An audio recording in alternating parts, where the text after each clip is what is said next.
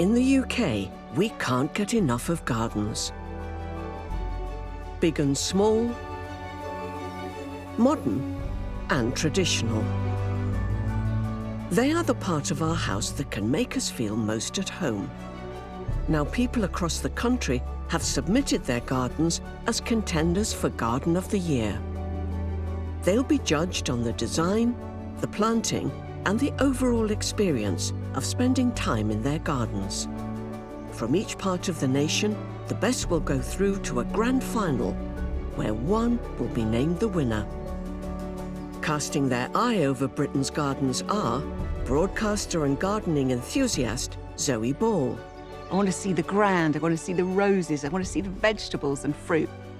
I think a garden can say so much about the people who have built it, created it, and grown it. Award-winning garden designer Manoj Mallet. What I'm looking for in the gardens is clever design, but really what I want to see is real passion from the homeowner. And former Young Horticulturist of the Year, Lachlan Ray. The best gardens always evoke an emotion. I want to see each plant working for its space in the garden throughout the seasons. Only one will be crowned the UK's Garden of the Year. Oh, yeah. Look at this!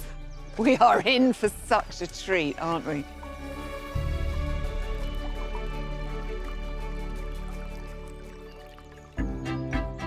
This time, the judges have travelled to Wales and the west of England to visit 4 gardens, all competing for a place in the final. I feel like a kid again.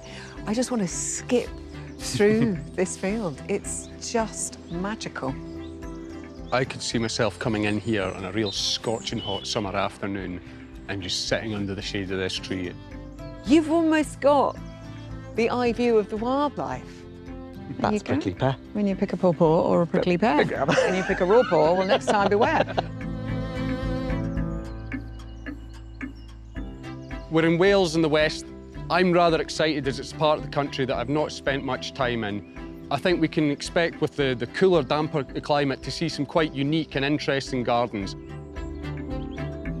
This region has a really temperate climate. They have a significant amount of rainfall, so it is the perfect place for moisture-loving plants. I'm really looking forward to seeing how the gardeners have created spaces with those kind of conditions. The first garden for the judges' consideration is a classic country garden near Shepton, Mallet and Somerset. It belongs to Libby, who is a garden designer by trade. There wasn't really a garden here when we first came. It was a field running down a hill into a building. And my job was to connect where we live with the garden. The important thing about this garden to me is it fits within the place, that it's a Somerset garden, that it's a country garden, but I want to make it a little bit more contemporary. And each of the garden areas plays with plants in a contemporary way. Libby's garden is 3 acres in size. There are various sections including a kitchen garden, a wildflower meadow, and the more formal and spacious terrace, creating an amphitheatre effect. We've been here 22 years now, and I think it does take a long time to embed yourself in a place. But yeah, this is my place. It's where I home, and I hope they carry me out in a box. Armed with only the basic facts about the garden and its creator, the judges must now assess the classic country garden. Oh, look at those roses. Gorgeous. Stunning. And the bees are absolutely drowning in the centre of that Nepeta.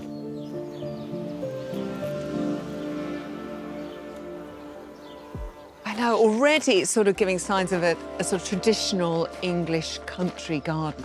I can't wait to go in. Yeah, let's do it. Wow. Really is a wonderland, Fabulous, isn't it? Very calming tones. One thing I absolutely adore is how the walls of the buildings have been dressed as well. Walking along that pathway and you're going to be hit with that scent of roses. I'm loving all the herbs that are scattered through. You've got the chives, and you've got sage over here, and the mint, and the bay. So you've got your kitchen garden. Well, it's tied in with the ornamentals as well, and it just really gives a decorative appeal.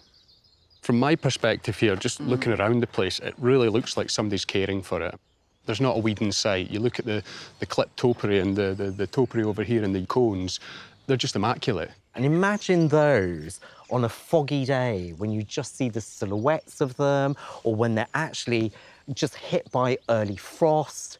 That is a spectacular show in winter. My only observation about this is perhaps it lacks a little bit in the later colour. You know, where you've got the roses and the herbs and the alliums and things, once they've done, you know, we might be lacking an autumn interest and colour in this particular area of the garden. This garden makes my heart sing. I feel like I could sit in this garden for days. And the sounds of the birds and watching the insects enjoy this garden is just having such a wonderful effect on me. I think it's stunning.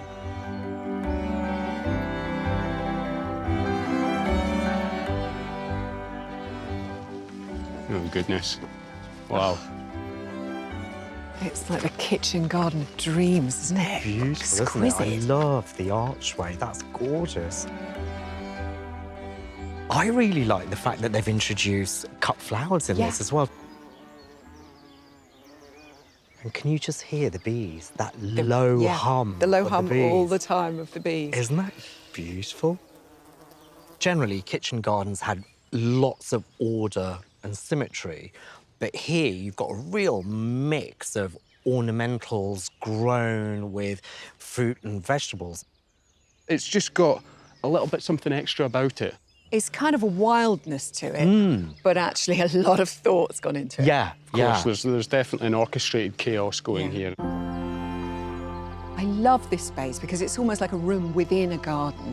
What I'd really love is a pew, so I could just sit and watch the wildlife pass and smell these beautiful scents. Oh, look at this, boy. It's with the roses like a stairway to heaven. How inviting is this? They smell divine. Lovely, aren't they?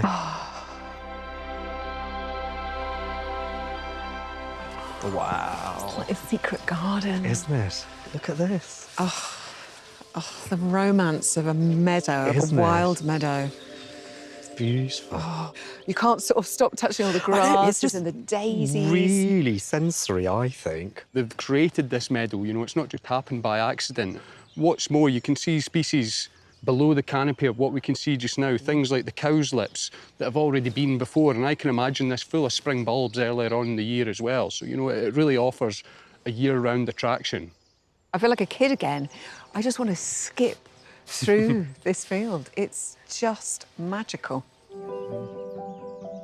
It's a bit different from what we've just seen. Isn't it?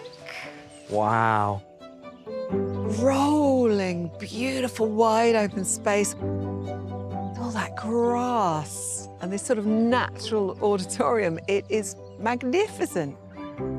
It's like having your own amphitheatre here, isn't it? But it's so stately. Look at the expanse of green in this space.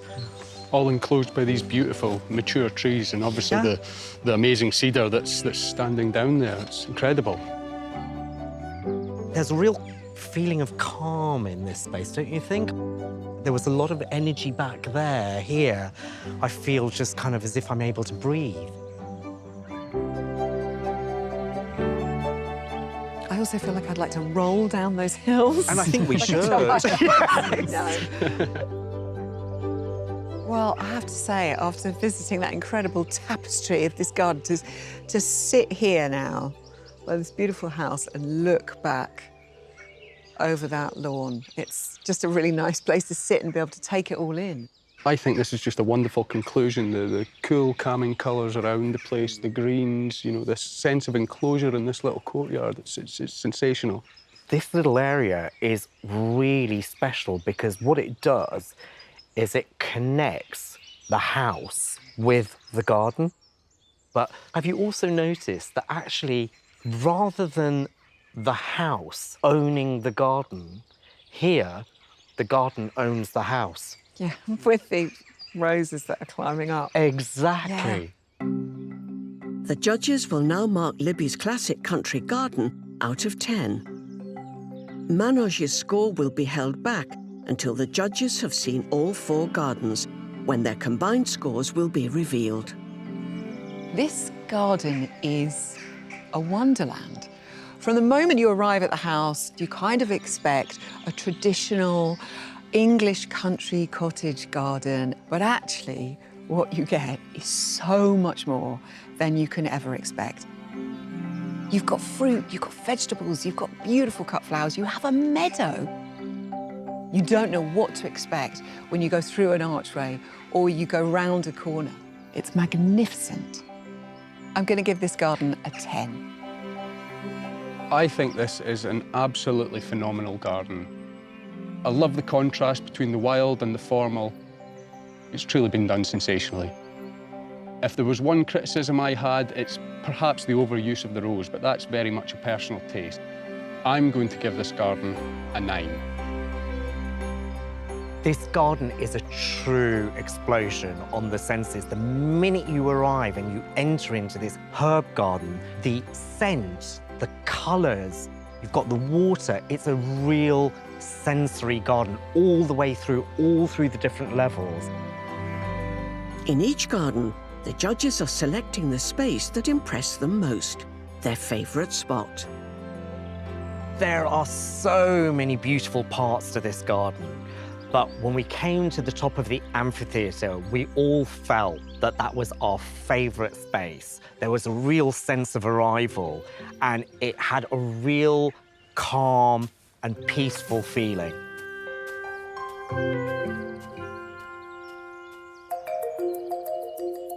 Broadcaster and garden enthusiast Zoe Ball, garden designer Manoj Malde, and former Young Horticulturist of the Year Lachlan Ray are touring the UK to find its Garden of the Year. This time, they're in Wales and the west of England. And next in line is a hidden garden in Ceredigion in the west of Wales. For the past 30 years, builder Jez has been developing the garden with his wife Kath. Before we started the garden, it was a field. It was marsh grass, and, well, that's why I thought, oh, it'd be a good place for a pond, you know, so that's what we did. Just thought it'd be a good space, grew out into it, you know, yeah. Approximately 1 acre in size, Jez's garden is tucked behind their hillside home. It forgoes more conventional features, such as formal seating and lawn, in favour of an unfolding wilderness feel. Its freeform layout is navigated through meandering paths interspersed with ponds, naturalistic planting, and quirky contemporary artworks. I work in construction and, you know, I come across different materials and bits and pieces and plants that, you know, are being sort of thrown away and people don't want. So we sort of bring them home, and between me and Kath, we make something out with them, you know. I'm actually a very tense person, you know, and the garden is somewhere where I can, you know, you live in the moment, then you're sort of busy doing a task or something. It gives us a sense of purpose, having something, you know, we can focus our energies on our creative energies and everything, creating something, it sort of temporarily relieves all the stress and everything of all the things you like to worry about at 3 o'clock in the morning. You know, if you're out in the garden, it can bring a sort of serenity to your sort of being.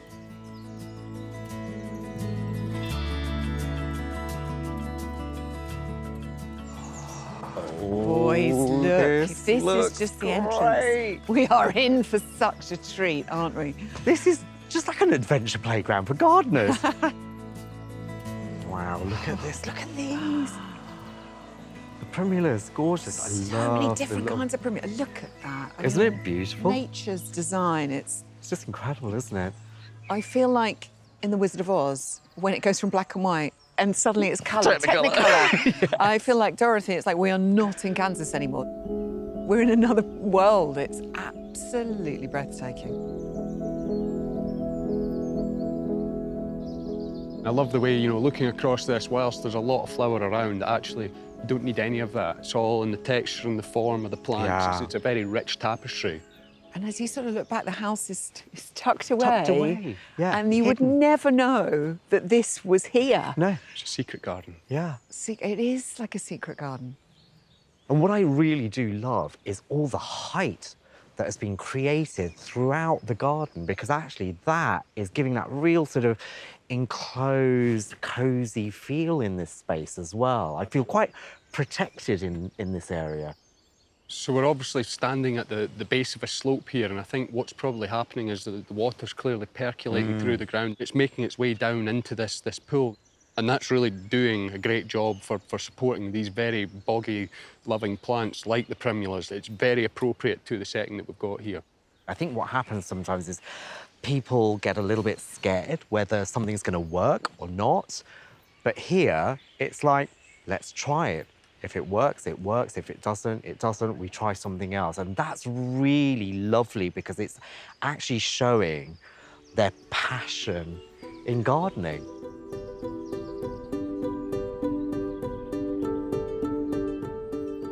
I'm loving this. Yeah. Are these old sleepers? Yes, Yeah. recycled, repurposed, and it's great because if one of those rots away, you just replace it. We've got some more here, obviously, as well, which could be used as a seat, perhaps, or...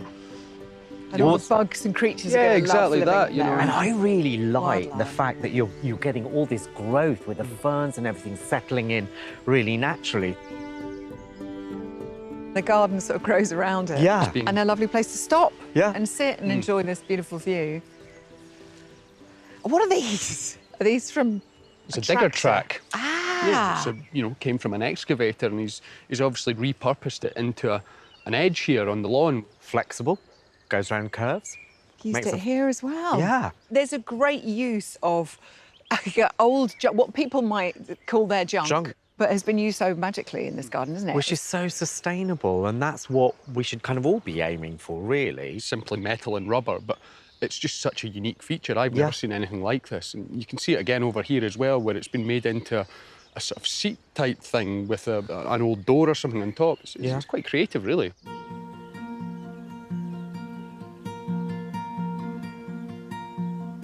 It's like a fairy glen or something, isn't it? What's Wow. that? There's like a caterpillar crawling up the tree. What is that made from? I believe they're insulators from electricity pylons. Of course they are, look. Ceramic. I never knew they were ceramic. That is great, isn't it? I love in this garden, you find these really quirky little pieces of art, effectively. And I think it's actually showing the true character of the gardener. Yeah. You know, who would think to do something like that with something from pylons, you know? That is so sculpture, and I love the way it's just winding up that tree.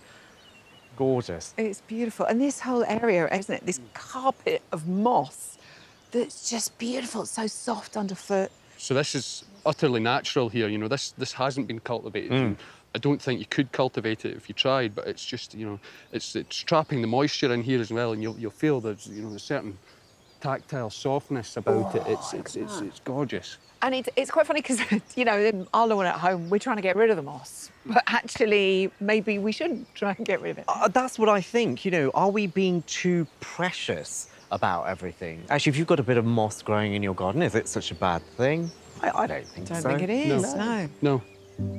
I think this area actually has got a real sort of minimal Japanesey feel. I love that little bench there where the timber has been recycled. You've got the bamboo growing here. So I think this space here has got that real sort of oriental feel about it. I could see myself coming in here on a real scorching hot summer afternoon and just sitting under the shade of this tree and relaxing. I think it's a real asset to the garden.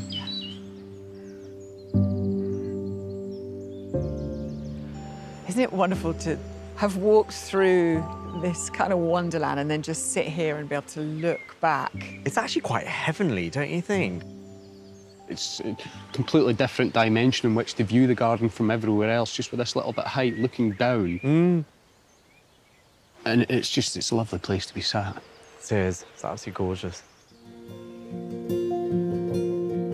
The judges must now rate the Ceredigion hidden garden. Lachlan is holding back his score until they've seen all 4. This garden is truly heavenly. The homeowners have had a really light touch. They've worked the land in such a way that they have shown real respect to it. They've looked at the weather conditions, the soil conditions, and they have planted and worked this garden accordingly, and it is truly magical. I want to give this garden an 11. I know I can't, so I'm going to give it a 10. Stepping into this garden, it's like someone has opened the lid on the most exotic box of jewels. It feels wild in nature, but you know a lot of love and planning and trial and error has gone into it, and it's probably taken years to get it to this spot. But also these wonderful touches of bits of people's old junk that have been given a new lease of life, either as part of the garden or as a little moment of art. It's an absolute garden wonderland. I'm going to give this garden a 10. I've had an absolutely wonderful time here today. The planting, the naturalistic feel about it is just sublime. There are a few weeds about here and there, but it's an irrelevance because it just fits in with the design and the feel of the place. There's a number of spots around this garden that were equally as worthy to be our favourite spot. Collectively, we've decided that it's the area around the pond.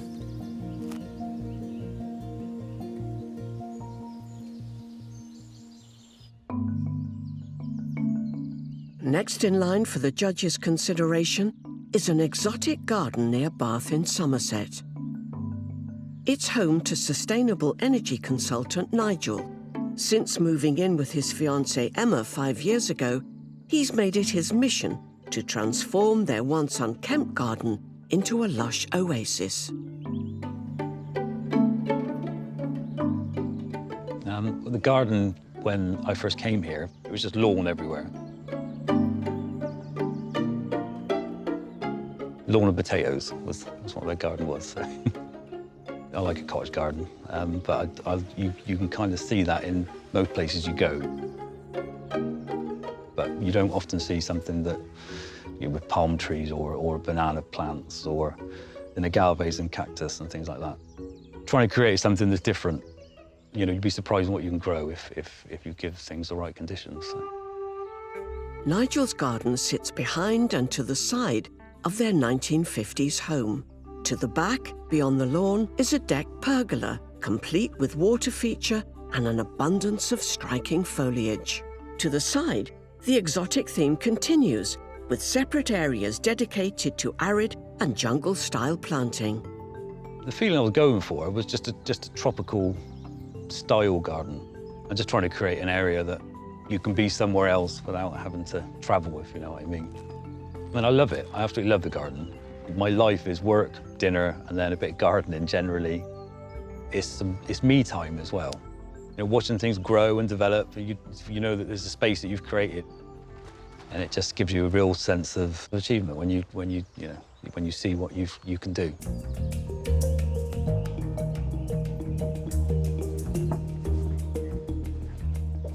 Oh my word, this is breathtaking. Gosh, I love it when a garden really surprises you, when you walk out and it is not what you expected to see. It's actually a really big space. Very tropical feeling as well. Yeah. And the plants are so mature. I wasn't expecting such maturity in a small space. Look at that banana. I mean, that is incredible, isn't it? It's huge, isn't it? Nursery here? Oh, nice little nursery. You see, proper gardener. All Yeah. good gardeners have a Always, nursery. exactly. Yeah. Shall we venture down that way? Do, please.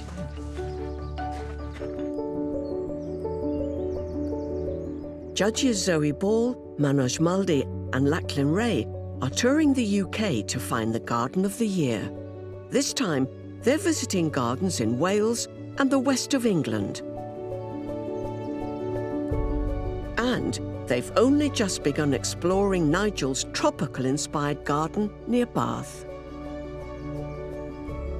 This is extraordinary. Look at this in here, guys. Just watch yourself. You've got to fight your way in is the only thing. Manoj, your favourites. Oh, the I tetrapanics. love tetrapanics. Wow. This is absolutely extraordinary, isn't it? Great This is- space to what a space. sit. Look at this, surrounded by all this beauty. It's very cozy, isn't it? And very private. I love the fact that you're totally surrounded by this jungle of plants. Look at this. Beautiful. Colocasia. What a stunner. Size That of that is leaf. humongous, isn't it? Look at that. Absolutely. Planting is absolutely sensational because it's not reliant on floral colour. No. We've got some beautiful pops of colour, but it's mostly about the foliage for me in here, I think, is what really works and brings it all together. I mean, there's things in here that I'm not very familiar with, and this is really a style of planting that I don't have an awful lot of experience with. However, you know, look at it. I absolutely love it. I love this little seating area as well. I'm going to just, if you would, oh, thank you Allow me. very much. Look, if you just sit down here, you're surrounded by plants. Where are we? I have no idea. I feel like I'm in paradise. It's the perfect spot.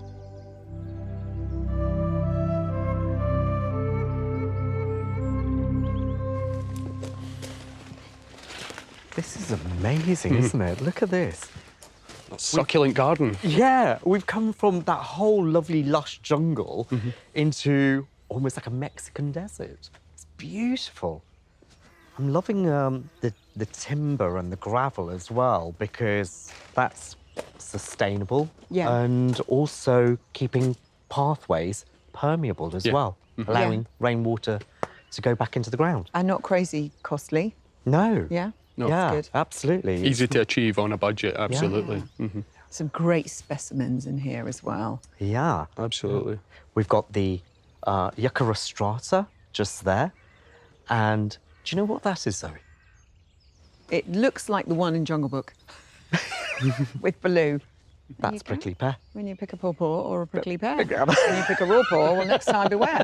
That's absolutely beautiful. To see all this in a British garden is it's a bit shocking, actually. You know, it's Yeah. just, again, not something that you're seeing very often, but very low maintenance. You know, this will not take a lot of looking after. The way I think they've managed to do this is by building the border up with lots of gravel. And actually, that is the reason why these are probably surviving out here, because the biggest killer in this country for plants is winter wet. And with having so much gravel here, it allows the water to actually dissipate and not surround the roots of the plants. And I guess winter protection as well. There's quite a contrast, though, here between this sort of very lush, jungly, tropical planting and what is a very arid scene. You know, and I almost see this as being more like the future than the tropical jungly planting. And this is very much in vogue at the moment, which is great and it's beautiful. Now, elements of it will be absolutely fine and completely suitable, but some of these plants do require an immense amount of water. You know, and you've got to really consider in these periods of drought and hot periods we're getting in our summers more and more. I'm wondering how sustainable this sort of planting actually is. This is kind of almost where we're going. We're heading towards more of this sort of planting.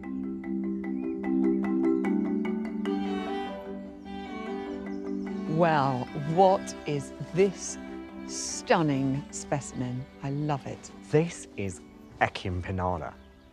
Absolute stonker, isn't it? It is just amazing, covered in bees. It's huge. So impressive. What we're seeing here, though, is the complete life cycle of this plant. It's Okay. biennial, which means it has a year of growing and then the next year it'll flower. So this is first year's plant that will overwinter, and it can be difficult to overwinter, but providing it makes it through the winter, it'll do this next year. No, so from that to this in a Extraordinary. year, that's incredible. Now, these are from the Canary Islands, and it's a thing called monocarpism, so it will flower, set seed, and die. Thankfully, though, this will produce an abundance of seeds, and you'll actually find in certain parts of the country these can be quite weedy. Well, you can take them up, give them to friends, family, or put them in the compost heap. An absolutely extraordinary plant.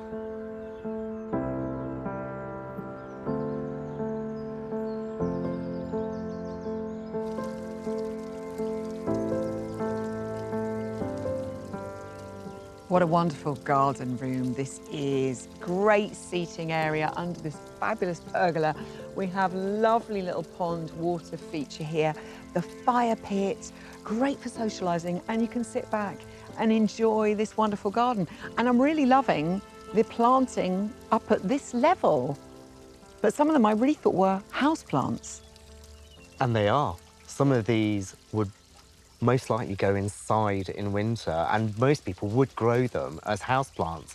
But actually, it's quite nice to bring your houseplants outside, make them part of the garden. And it's very good for them because actually they're getting proper natural light so that they can photosynthesize. And then obviously in autumn, when the weather gets a bit cooler, you can take them back in.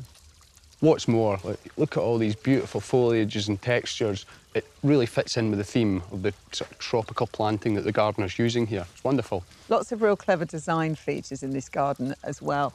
Looking at this here, actually a bit of vinyl flooring, we think, which looks like an incredible piece of metal. Real clever, sort of money-saving, clever features here, I think. Yeah, great ideas. And have you noticed how the gardeners painted the fences black, which is making all this greenery really pop out? Yeah. It's time for the judges to mark the Somerset Exotic Garden. Manoj is holding back his score. I absolutely love this garden. To see such a variety of textures and the foliages, forms, shapes, colours, it's wonderful. Given the tender and tropical nature of some of the planting in here, I do wonder about how the place looks in the cooler months of the year. However, I think this is an extraordinary garden, and I've absolutely loved the time I've spent here. I'm going to give this garden an 8. What a wonderful exotic paradise this gardener has so lovingly created, surrounded by a plethora of fabulous plants, but real clever use of upcycling here. And of course, you also have a great functional family social space. Brilliant work. I give this garden a 9. Wow, wow, wow. This garden has completely blown me away. It's like you're journeying from desert to jungle. Plants, glorious plants, but unusual plants everywhere. These are not easy plants to grow in this country, but to get these plants to maturity, oh my God, I am totally blown away. For us, the tropical patio seating area was phenomenal. Lush foliages, beautiful pops of colour, such a jungly vibe. That was definitely our favourite spot.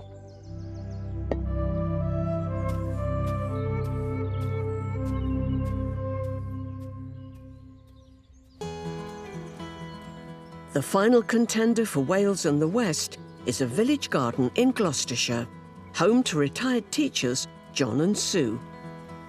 We bought this 8 years ago, and we felt it was a blank canvas, and that was part of the reason for coming to create a garden. There was a part lawn here. I think you could describe it as a field. There was planting around, which was a bit overgrown. I was a bit scared, but he was dying to get on with it, so it worked out really well. John and Sue's garden spans around half an acre. Winding paths loop around an S-shaped lawn, passing features such as a gazebo overlooking a pond, a summer walkway packed with seasonal floral colour, and a woodland area with plenty of relaxation spots throughout. We are outdoors all the year round, really, because the house is connected to the garden in so many ways. Any children that come here love the pathways. It's an adventure for them too. We couldn't be without it.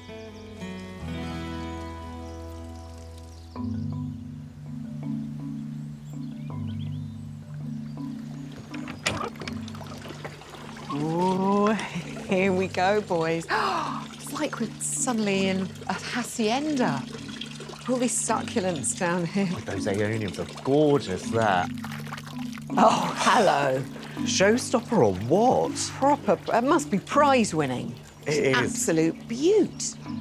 Oh gosh, there are so many delights to take in. Look at Oh my that. goodness, wow. This is stunning. If you've got a small garden, see the way this whole thing develops into a circle. You can actually create a circular lawn in a small space and then surround yourself with beautiful planting.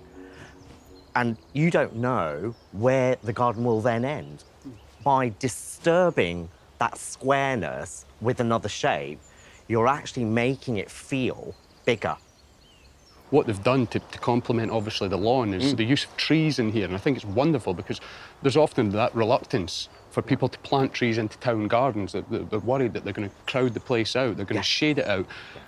But with appropriate choices like they've done here, you know, you can fill the place with trees and it just works so well. Yeah.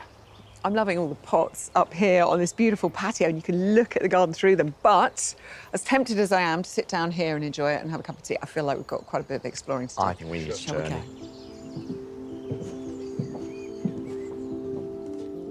Oh, yeah. I love this. It's very photo. exotic, isn't it?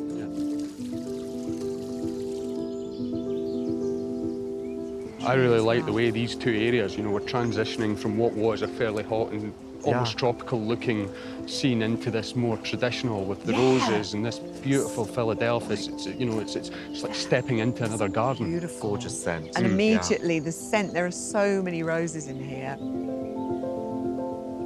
Little Nigellas. Yeah. What's great with these though is the seed pod. It's almost just as decorative as the flower itself, and particularly as they swell. You know, you see that there's structural interest there. Even when they dry out, they look beautiful. Love walking through these arches. Beautiful, isn't it? All the roses. Oh, it's absolutely gorgeous.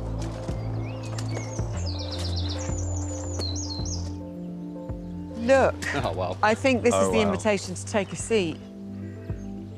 You'd never know this was here, would you? Come around the corner and find this beautiful spot.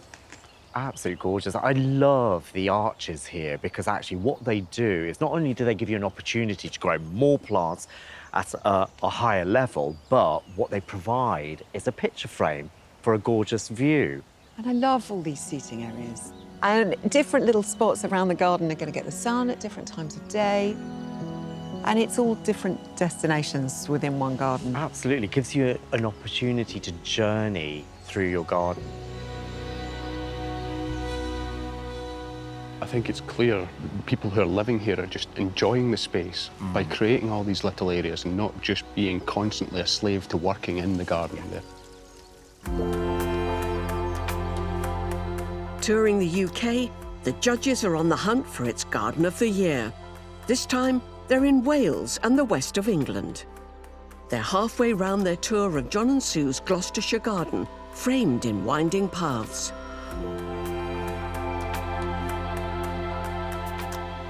Look at this beautiful spot. It's like the most peaceful woodland area. And again, a totally different feel to what we've just come through, all the colours of those roses. Absolute shift in dimension into this pretty much exclusively foliage displays. It becomes less about the floral characteristics of the display and much more about the textures and the forms. There's a real mood change, I feel, but actually what's taken over is a much calmer feel.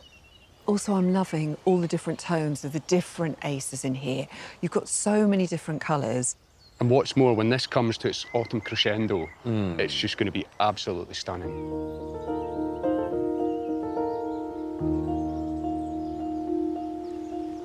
Oh, and another little place. Oh, that's cute. Ah, look at this spot. We try the other seating areas. You see now, having a blanket on the ground here, you've almost got the eye view of the wildlife. It's beautiful down here. You done for the day? I'm done for Okay, the we're day. off. See you You later. need me, you know where I am.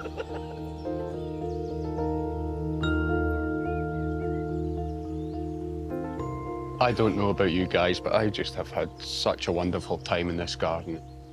This is a great spot to sit as well, isn't it? And here you really get to appreciate how the garden comes all the way up to the house. What I find really lovely is just this little bit of enclosure on the roof as well. So even on a wet day, you could still sit here and be outdoors and enjoy the space. And why would you not want to enjoy this space? It is Absolutely. just delightful. Now the judges will decide the scores for the Gloucestershire Village Garden. Zoe's score is under wraps for now. This feels like a garden you can enjoy throughout the year, really live in it.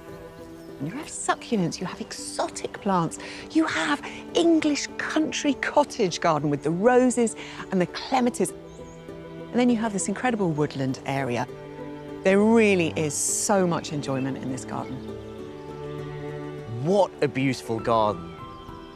The gardeners have really thought about the design. What I really love is all those lovely hidden destination points. If I had to be really picky, the only thing that I would change is the heavy gravel. And if anyone is unstable on their feet, then they're going to find this difficult to walk on. I'm going to give this garden an 8. I've had a wonderful time in today's garden. I think the way in which there are little pockets, each with its own theme. Tropical planting, going to the blousiness of roses and peonies and clematis, then stepping into the calmness of the woodland. If I was going to be very critical of the garden here today, for me, some of the ornamentation and statues are perhaps slightly generic, but that's purely down to personal taste. Overall, I think it's a brilliant garden. I'm going to give this garden an 8. This garden has so many sweet spots, but we've decided together that the seating area surrounded by those fragrant roses is our favourite place.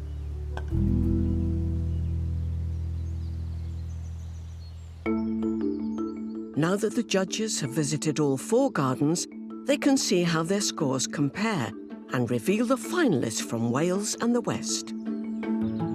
First, the classic country garden in Somerset. With this perfect blend of formality and naturalness, Lachlan, you gave this a 9. Sure did. I thought it was wonderful. I gave it a 10. Manoj, what did you think? I thought this was a gorgeous garden. I loved the layering, the colours of the planting scheme, and just the way that amphitheatre was constructed. Absolutely beautiful. I gave this one a 9. Okay, so our classic country garden scores a total of 28. Next, it's the Gloucestershire Village Garden. A stylish back garden with a fabulous array of seating. Manoj, you gave this garden an 8. Lachlan, you gave it an 8. I really loved the profusion of roses in this garden and the fact that there was somewhere to sit for every time of the day. I gave it a 9, which gives the Gloucestershire Village Garden a total of 25. Now, on to the Somerset Exotic Garden. A surprising tropical paradise. I gave this a 9. Lachlan, you gave it an 8. What did you think, Manoj? I was absolutely blown away with this garden. The planting was completely sensational. I gave it a 10. Wow. Okay, so the exotic garden scores a total of 27. Woo! And finally, the Ceredigion Hidden Garden. This wonderfully wild space in the west of Wales that really makes the most of its atmospheric setting.